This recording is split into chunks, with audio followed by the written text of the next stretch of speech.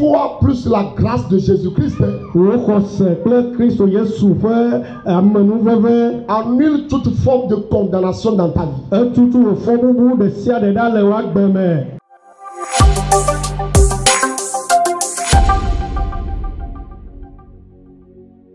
Nous lisons dans Matthieu au chapitre 9.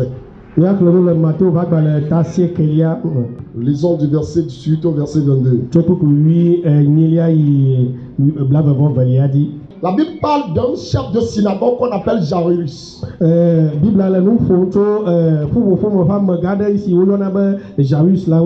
Sa fille était morte. Et cet homme a foi en Jésus-Christ. Et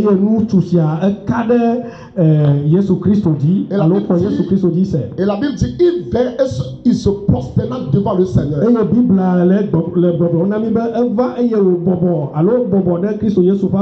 Et lui dit, ma fille vient de mourir. Mais si tu peux venir lui imposer la main, elle revivra. Elle aura la vie. Et la Bible dit que Jésus se leva. Il se leva pour aller dans la maison de Jairus afin de ressusciter la fille. Si vous avez lu la suite de l'histoire, vous verrez que Jésus effectivement est allé dans cette maison et il a guéri la fille, il a ressuscité la fille là.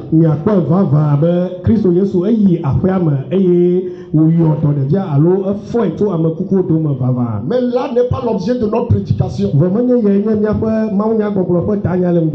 L'objet de notre prédication, c'est ce qui s'est passé alors que Jésus allait à la maison de Jairus. La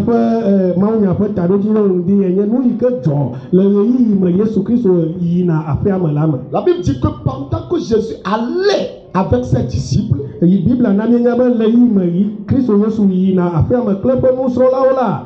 femme qui a une perte de sang pendant 12 ans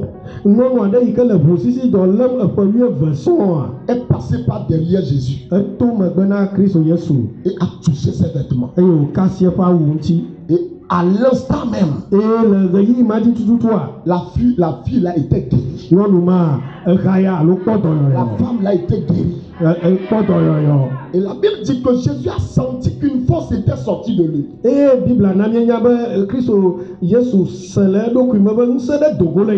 quand il va se tourner, voilà la femme. Et la Bible dit, Jésus va lui dire, ma fille, prends courage, car ta foi t'a guéri. Car ta foi t'a guéri. Vous connaissez tous à peu près cette histoire. Je voudrais que vous notez la foi qui animait cette femme. La Bible parle de sa souffrance pendant 12 ans. Pendant 12 ans, elle souffrait. Elle souffrait pendant 12 ans. Pas de n'importe quelle maladie, mais d'une perte de sang. Une perte de sang pendant 12 ans. Quelqu'un qui perd du sang pendant 12 ans. Et d'autres versions de la Bible disent qu'elle est allée de médecin à médecin. Pas sans pourtant parvenir à avoir la guérison. Elle souffrait comme ça. Mais je crois qu'un jour, quelqu'un lui a parlé de Jésus. Pendant qu'elle souffrait, pendant qu'elle allait d'échec en échec, quelqu'un va lui annoncer la bonne nouvelle concernant Jésus.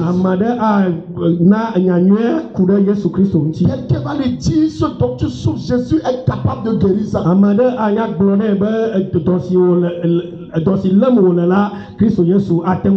Ce que les médecins n'ont pas pu faire pendant 12 ans, il y a Jésus-Christ qui peut faire ça.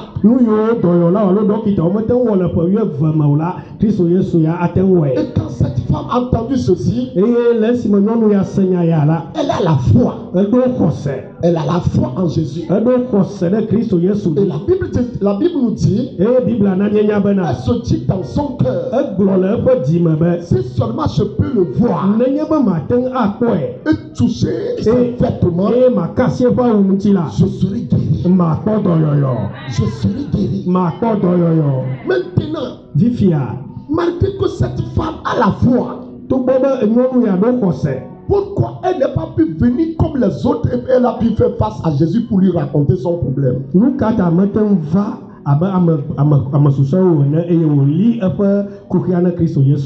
Car les autres que nous avons vus dans la Bible, et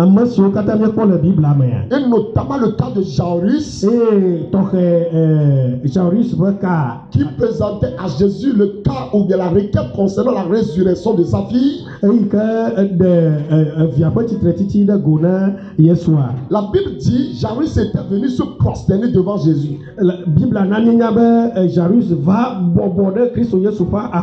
Il n'est pas passé à côté. Il n'est pas passé derrière. Donc il était venu devant Jésus tout en se prosternant. Seigneur, ma fille est morte, mais je sais que tu peux la ressusciter. Et pendant que Jésus allait, cette femme aussi qui a foi en Jésus, elle qui n'a pas pu regarder Jésus en face, elle va passer par derrière. Qu'est-ce qui se passait dans la vie de cette femme? Il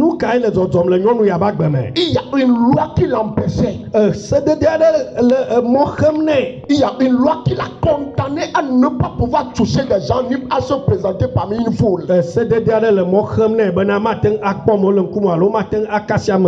Il y a une loi dans le livre de Lévitique. Chapitre 15 et le verset 25, qui dit que lorsqu'une femme a une perte de sang, elle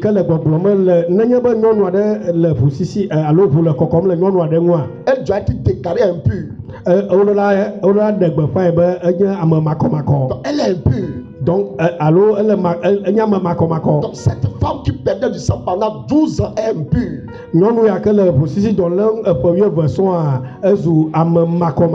Et normalement, partout elle passait, on l'a déclarée impure. Impur pour que des gens puissent céder passage. Parce que personne ne doit la toucher. Si quelqu'un la touche, celui-là aussi devient impur. Donc il faut que nul ne le touche. Et donc normalement quand elle passait, elle doit se déclarer impur. Impur passe, impur, pour que des gens puissent céder place.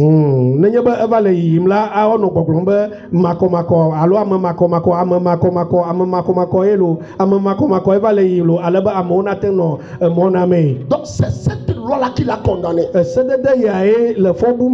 si elle était venue par devant Jésus, les gens vont l'apercevoir. Et les gens vont déclarer un puits arrive. Parce que pendant 12 ans, les gens la connaissaient dans la ville. Les gens connaissent sa situation. Donc quand elle va affronter Jésus devant, les gens vont dire impur. Et la foule va fuir. Moi j'aurais aimé qu'elle fasse cela plutôt. Parce que si elle faisait comme cela, Jésus est capable de la voir en face et de la toucher. À cause de la grâce. Quand la loi condamne, la grâce pardonne. Quand la loi tue, la grâce donne la vie. Donc normalement cette femme n'a rien à craindre. Parce qu'elle est devant quelqu'un qui a la capacité capacité de la guérir. Parce que rien ne pourrait plus l'empêcher. Elle a la foi. Elle a la foi. L'élément essentiel. Elle a la foi. Elle se disait dans son cœur. Si seulement je peux voir ce Jésus. Si seulement je peux toucher son manteau. Je serai guéri. Je serai guéri. Je serai guéri. Je serai guéri. Je serai guéri. Je serai guéri. Ce matin, Jésus te touche. Je dis ce matin, Jésus guérit quelqu'un ici. Je dis ce matin, Jésus guérit quelqu'un ici. Je dis ce matin, Jésus guérit quelqu'un ici. Je dis ce matin, Jésus guérit quelqu'un ici. Je dis ce matin, Jésus guérit quelqu'un. Dans le nom puissant de Jésus. Dans le nom puissant de Jésus. Dans le nom puissant de Jésus. Dans le nom puissant de Jésus. Bien-aimé, Jésus-Christ est venu dans ce monde comme la solution de Dieu au problème de l'humanité.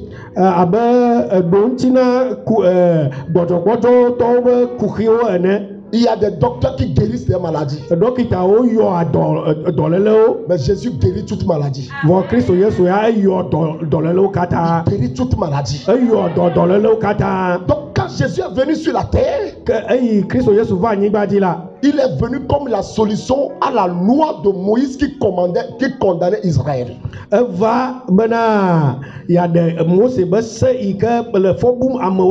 Parce que la loi a été donnée afin que le peuple puisse voir qu'ils ont besoin d'un sauveur. Et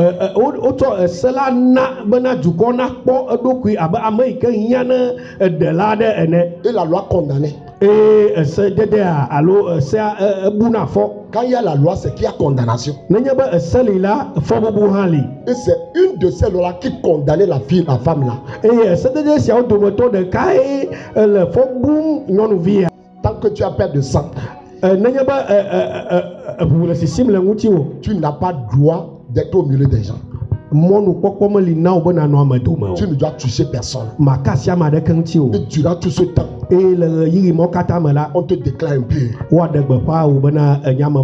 Pendant 12 ans, cette femme-là portait cette condamnation. Elle ne pouvait rien faire dans l'assemblée. Cette femme faisait tout. Elle allait de lieu en lieu, de médecin en médecin, de guérisseur en guérisseur, de tradithérapique. N'importe qui pourra la guérir. Elle cherchait la guérison. Mais pendant 12 ans, la Bible dit qu'elle n'a pas été guérie. Mais cependant, celui à qui tu as donné le mandat, celui à qui tu as donné le mandat de venir libérer de la loi, de la condamnation de la loi, qui est Jésus-Christ venu avec la grâce et la vérité. C'est de lui cette femme venait d'entendre parler. Si elle connaissait la vérité, elle devait venir devant le public. Elle devait venir publiquement. Et Jésus, avec la foule, tout le monde va la voir. Et ce jour-là, tout le monde pouvait la déclarer impure. Et parmi les gens, il y a quelqu'un qui ne la condamne pas. C'est lui qui est appelé Jésus. Lui, il est venu non pas pour condamner, mais pour libérer de la condamnation. C'est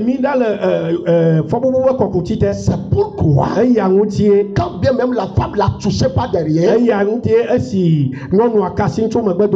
normalement on devait appeler aussi Jésus impur. Mais Jésus est venu pour accomplir la loi. Donc la loi là ne le frappe pas. Ce n'est pas parce que la femme impure l'a touché qu'il va devenir impur. Mais plutôt à cause de la foi de la femme. Ajouter à la grâce de Jésus. Au lieu que Christ soit aussi déclaré impur, la femme est guérie. D'une maladie de 12 ans. Elle est guérie. D'une maladie de 12 ans. Bien aimé, en plus de cette condamnation de la loi, moi je pense qu'il y a eu une autre condamnation satanique aussi sur la vie de la femme. Donc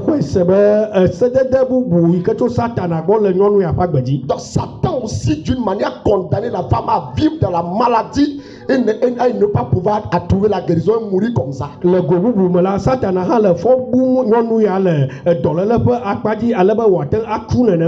quelle est cette maladie là? Pendant 12 ans, comme médecin n'a pu guérir ça. Quelle est cette maladie peut transporter la femme? Et elle a utilisé son argent partout. Cherchant la guérison. Et pendant 12 ans, aucun médecin n'a pu guérir cette femme. Quelle est cette maladie là? C'est ça ce qui amène dans mon esprit à croire que la femme souffrait parce que l'ennemi l'a attaqué avec la maladie là. Ce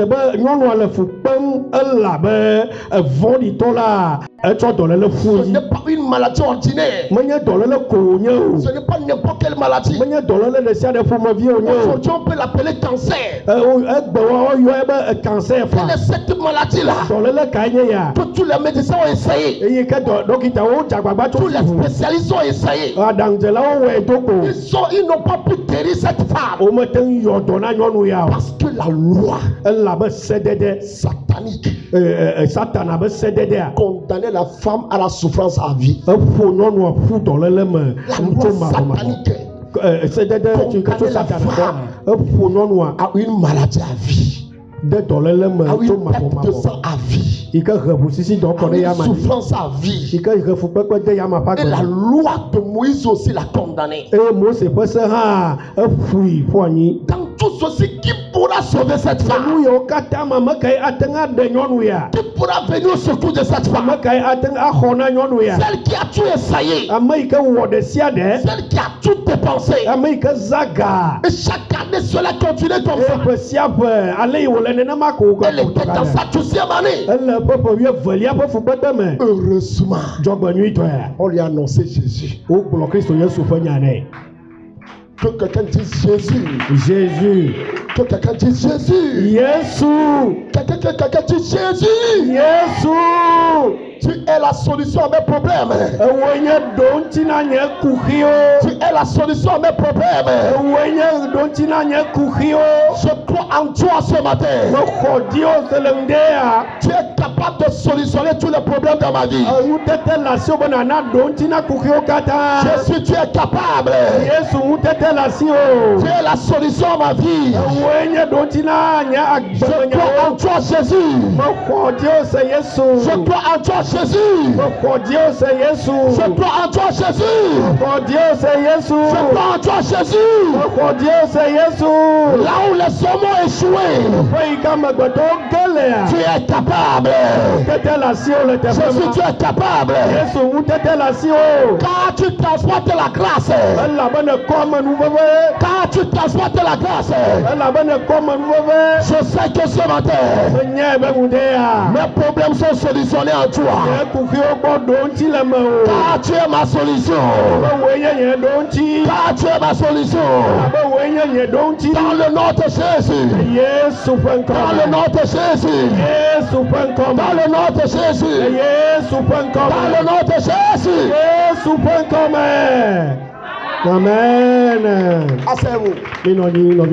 Bien aimé, il y a une condamnation diabolique en dehors de la loi de Moïse sur la vie de la femme.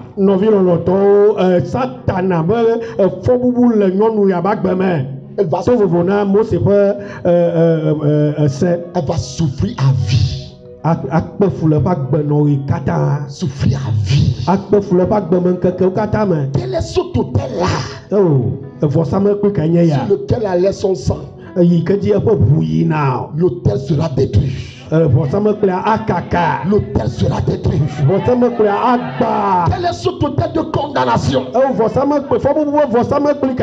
Toute la richesse que cette femme a emmagasinée est allée en dépense par rapport à la maladie. Autel de condamnation. Autel de condamnation. Souffrance à vie. Oppression à vie. Cette femme a tout fait. Elle a tout dépensé. Heureusement qu'il y a quelqu'un. Jésus-Christ de Nazareth. Si tu es ici ce matin, je voudrais que tu aies aussi la foi sur Jésus. Cet homme a une grâce. Jésus a une grâce. La grâce qui solutionne tout problème. Peu importe comment tu as essayé. Peu importe comment tu as dépensé pour le problème. Peu importe le nombre d'années cela a duré. Il y a quelqu'un qui est capable. Il s'appelle Jésus. Est-ce que tu peux avoir confiance en Jésus ce matin? Est-ce que tu peux tourner ta foi vers cet homme? Il a une bonne nouvelle pour toi. Il a une bonne nouvelle pour toi. Il a une bonne nouvelle à t'annoncer. Il veut te dire ce matin c'est fini ta maladie. Il veut te dire ce matin c'est fini ta condamnation. Il veut te dire c'est assez, tu as longtemps souffert. Maintenant tu as solutionné ma fille. Maintenant tu as solutionné mon fils. Jésus a une bonne nouvelle pour toi mon frère. Tout ce qu'il veut c'est que tu aies la foi en lui. C'est lui qui a la solution à tes problèmes. Il est venu, lui ne ratera pas. Il n'échouera pas. Il a tous les moyens. Tu la revêtu de puissance. Aucun démon ne peut tenir devant lui. Aucune maladie, quelle que soit sa durée, ne peut tenir devant lui. Je te parle de Jésus. Je te parle de Jésus ce matin. Quelle malédiction il y a sur ta vie? Quelqu'un est mandaté. Il s'appelle Jésus. Lui n'échoue pas. Là où les hommes ont échoué, là où les grands docteurs ont échoué, là où les grands ont échoué, cet homme est capable. Je te parle de Jésus. Cet homme a les moyens. Je te parle de Jésus. Cet homme a l'onction. Je te parle de Jésus.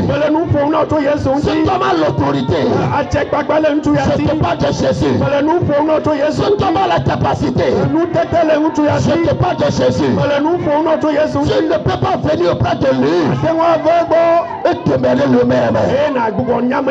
Il est celui qui change la situation. Il est celui qui change la situation. C'est la solution de Dieu à tes problèmes. C'est la solution de Dieu à tes problèmes. Est-ce que tu peux te lever sur tes pieds? Est-ce que tu peux crier Jésus? Est-ce que tu peux crier Jésus? Est-ce que tu peux crier Jésus? Est-ce que tu peux crier Jésus? Tu as la solution. solution à mes problèmes. Là où je suis condamné à mourir. Là où je suis condamné à mourir dans la maladie. Là où je suis condamné à mourir dans la pauvreté. Là où je suis condamné à mourir dans la souffrance. Jésus, tu es capable de me solutionner. Toi qui as guéri cette femme qui a souffert pendant 12 ans. Moi Jésus, tu es capable. Tu es capable. Tu es capable. Tu es capable. Tu es capable.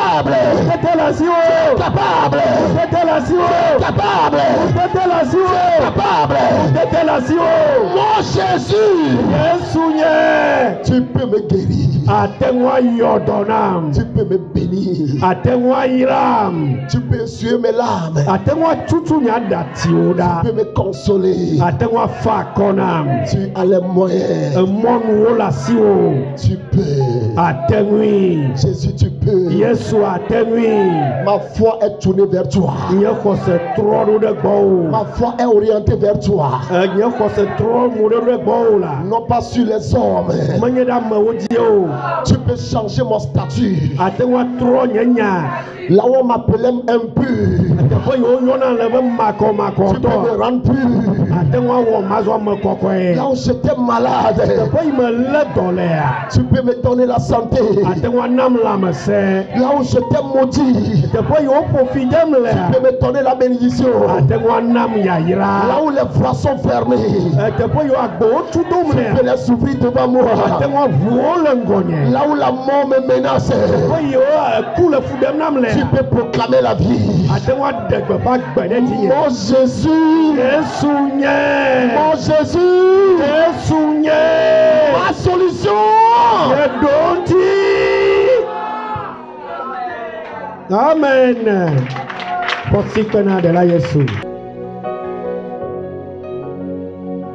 Aujourd'hui, des milliers de personnes donnent leur vie à Jésus-Christ et ils le suivent. Si tu désires de te repentir et donner ta vie à Jésus, répète après moi. Seigneur Jésus, je suis une personne pécheresse. Et j'ai besoin d'un sauveur. Je pense que c'est toi Jésus ce sauveur. Alors aujourd'hui, je place ma foi en toi.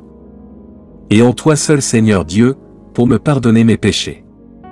Viens maintenant vivre en moi car je t'accepte comme mon Seigneur et Sauveur. Amen.